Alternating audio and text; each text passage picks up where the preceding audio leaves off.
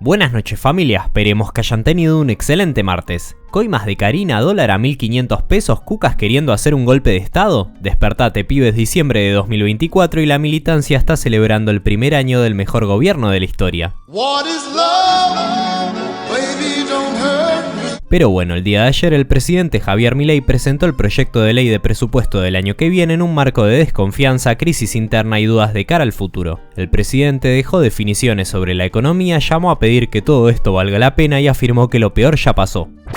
Más allá del éxito que haya tenido nuestra gestión en corregir el descalabro de décadas, entendemos que muchos aún no lo perciban en su realidad material. Quisiera destacar que, por cómo fue configurado el plan de gobierno, los años más duros de afrontar fueron los primeros. Bueno, festejemos. Y por eso podemos afirmar, como hemos hecho en tantas otras veces, y pese a las turbulencias coyunturales, que lo peor ya pasó.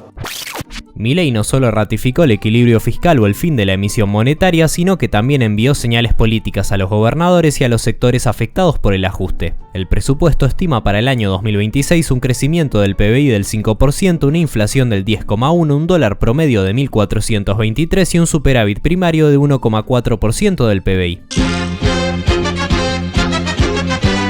Se anunció que aumenta en términos reales un 5% la partida en jubilaciones, 17% en salud, 8% en educación y un 5% en pensiones por discapacidad. Asimismo, aumenta 4,8 billones de pesos la partida para universidades nacionales.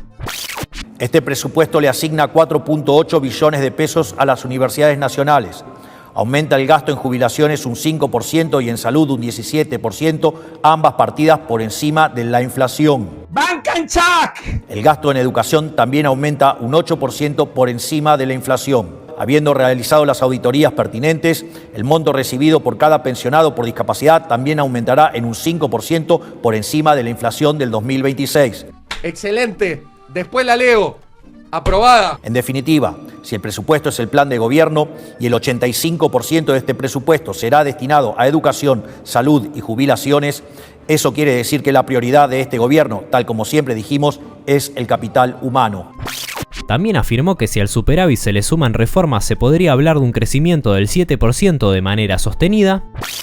El orden fiscal y el superávit son la diferencia entre poder soñar con un futuro mejor o vivir encerrados en un tormentoso y decadente presente. ¡Vamos, Cristina, carajo! ¿Qué? Y si al equilibrio fiscal le sumamos las reformas que queremos llevar adelante, podríamos estar hablando de un crecimiento del 7 u 8% anual de manera sostenida. Ojalá que esto no suceda. Para que se den una idea, crecer a esas tasas implicaría que en 10 años nos pareceríamos a países de altos ingresos.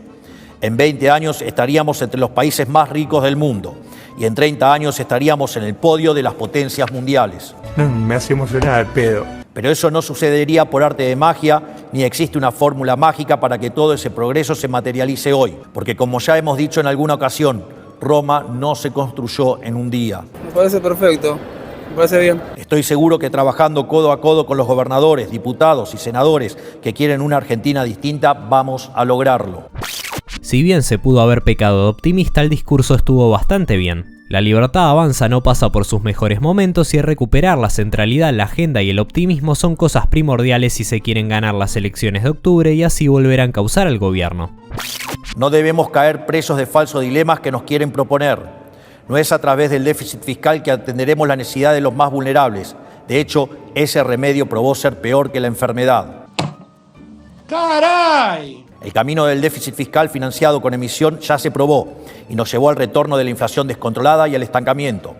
El camino del déficit fiscal financiado con deuda ya se probó y nos llevó a heredar una deuda pública de 500.000 millones de dólares. Primero quiero decirles que nuestro país no tiene futuro. Y una historia que nos ha mostrado como defolteadores seriales, motivo por el cual los mercados nos castigan, aún siendo uno de los 5 países en el mundo que tienen equilibrio fiscal. La verdad no me causa ni siquiera risa. Nos ha costado mucho llegar aquí.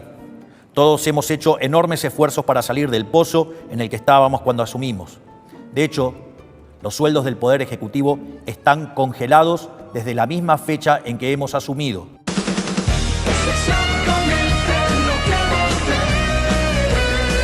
Sabemos que el camino es arduo, pero también sabemos que el rumbo es el correcto.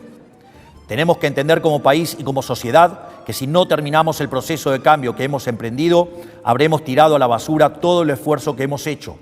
Qué tristeza. No aflojemos, hagamos que todo este esfuerzo valga la pena. Que Dios bendiga a los argentinos, que la fuerza del cielo nos acompañen. Muchas gracias a todos, buenas noches. Las buenas noticias escasean y por eso cada gesto, cada cifra positiva y cada proyección esperanzadora deben ser capitalizadas al máximo por el oficialismo. Milei debe recuperar la confianza del mercado, contener a los gobernadores y devolverle a la militancia un relato de futuro. Por favor, salva a este país. Estamos en eso. El desafío político será transformar esas promesas de crecimiento y estabilidad en resultados palpables antes de octubre, porque al final del día el equilibrio fiscal podrá ser celebrado por los gordos finanzas, pero lo que definirá las urnas será si la gente común siente que el sacrificio valió la pena. Hasta la próxima. Bueno gente, recuerden que si les gustan este tipo de resúmenes pueden ayudarnos a través de Patreon, Cafecito, Mercado Pago, o si no también estaría muy bueno que se suscriban al canal, den un me gusta o comenten el video. Hasta la próxima.